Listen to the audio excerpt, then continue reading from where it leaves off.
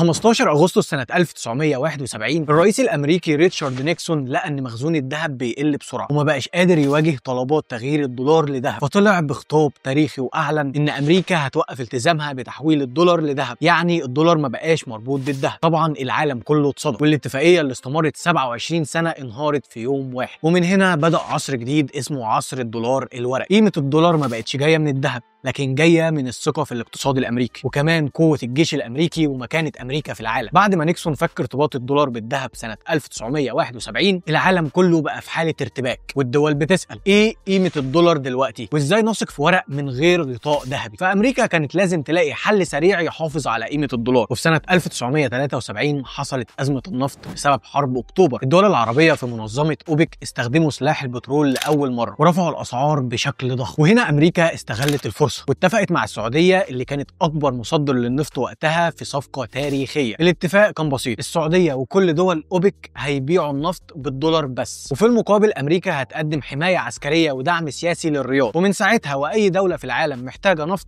لازم يبقى معاها دولارات.